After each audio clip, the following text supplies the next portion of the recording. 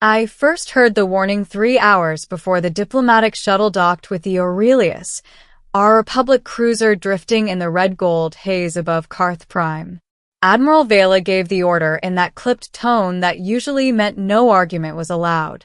"Under no circumstances," she said, sweeping her gaze over the assembled crew, "are you to speak to the Karthi princess. Not a greeting, not a whisper, not a single syllable. Maintain complete silence in her presence." We exchanged confused glances. A few of the newer officers thought it was some kind of cultural protocol, something about royal blood and humility before celestial guardians. But those of us who had been stationed in the frontier sector long enough knew better. Every protocol has a reason, and the more absurd it sounds, the more dangerous the reason often is. So I kept my mouth shut. As the Aurelius neurolinguistics officer, I was usually the one giving warnings about communication hazards, mimetic traps, psycholinguistic contagions, hypnotic dialects. I'd never been on the receiving end of such an order before. I figured I would observe, analyze silently, file a report. That was my job. What I didn't expect was how she would sit next to me hours later, her silver lattice eyes glowing faintly in the dim observation bay, as if she were waiting for me alone. And I definitely didn't expect that the first words I ever heard her speak would rewrite everything humanity thought it knew about the galaxy. Part 1. The Princess Who Never Spoke. The Karthi delegation arrived with their usual spectacle.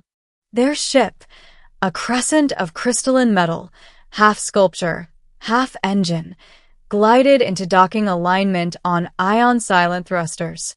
When the airlock cycled open, we stood in two formal lines, hands behind our backs, faces neutral. Their guards emerged first, 8 of them, clad in armor grown from iridescent chitin. Then the minister, old and stooped, leaning on a staff that glowed faintly with kinetic charge. And then her, Princess Sareth of Karth, the silent heir, the unspoken star. I had read about her in the briefing files. Young, inheritor of a lineage stretching back at least 12 millennia, rumored to have been sung into sentience, rather than born. Her silence wasn't a vow, it was law. No one had ever recorded her voice, not even the Karthi themselves. She walked with an eerie grace, movements soft as if gravity bent differently around her. Her hair shimmered like strands of dark water. Her eyes... I had studied alien ocular anatomy for years, but I had never seen anything like them. Depths within depths, layered reflections like a hall of mirrors made of starlight. The Karthi bowed. We bowed. Admiral Vela gave the formal greeting. The princess did not speak or gesture. She simply observed. From the moment she arrived, the entire ship seemed to hold its breath. Part 2. The warning sharpens. The negotiations were supposed to be simple. Clarify disputed mining zones, reaffirm peace along our shared frontier, maybe sign a new cultural exchange agreement. But the silence around the princess made everything feel like walking across thin ice. On the second day, I was summoned to the command deck. "Officer Hale," Admiral Vela said, "we need you rotating into the princess's escort detail." I blinked. "Sir? With respect, that seems like the opposite of what you'd want a linguistics officer doing." "We're not asking you to speak to her," she said sharply. "In fact, your expertise is exactly why we need you there. If you notice anything, gestures, breathing patterns, even eye movement, that looks like an attempt at communication, you report it. Immediately." I hesitated. "Is this about the mimetic rumor?" Her eyes flickered. "We don't deal in rumors, officer." Which, of course, meant the rumor was true. According to scattered intelligence reports, a spoken phrase from the Karthi royal line had once destabilized an entire species 600 years ago, causing madness or devotion or something in between. No one could agree on the details. Other reports said their voices held quantum resonance patterns. Some claimed their words were keys to ancient weapons. None of these things were confirmed, but the fact that no one had ever heard her voice, that part was real. So I nodded and accepted the assignment. Part 3, the first meeting. My first rotation began during cycle shift. Most of the crew slept. The observation bay was lit only by the soft pulse of the star outside, Carth Prime's swollen red orb casting long shadows across the polished deck. She was already there, sitting alone, gazing at the swirling radiation storms like she was reading messages in them. An honor guard stood at the far corners of the room, silent, motionless. I took my post beside the entrance, hands clasped. For several minutes, nothing happened. Then, without any warning, Princess Sareth turned her head. Her eyes locked onto mine. It felt like falling through ice. I swallowed, kept silent. My jaw clenched from the effort.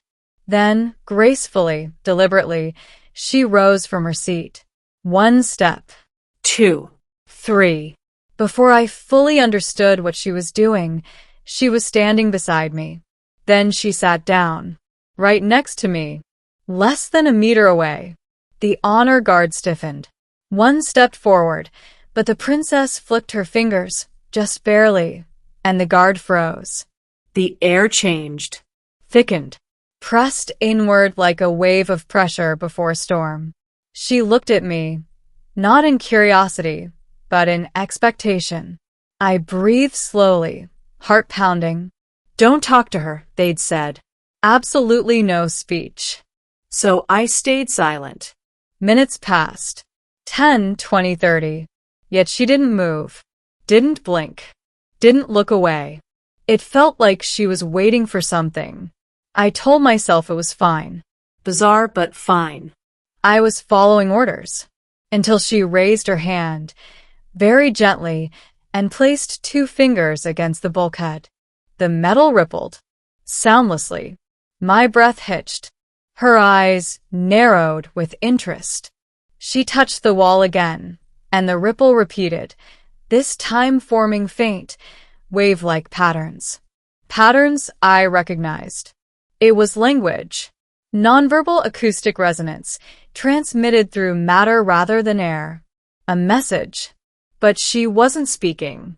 She was testing me, and I understood instantly that she knew exactly what I was trained to do. I stood very still. The patterns faded. She waited, but to respond in any way would be to break orders. After another long moment, she lowered her hand, her expression unreadable. She stood and glided back to her original seat. But just before she turned away, she glanced at me again. And this time, something flickered in her eyes, something like disappointment. Part 4. Breaking protocol. The next day, the negotiations stalled. Hard. The Carthy minister abruptly refused to sign a key clause. Our diplomats protested. Voices rose. The minister slammed his staff against the floor, sending a chime through the chamber.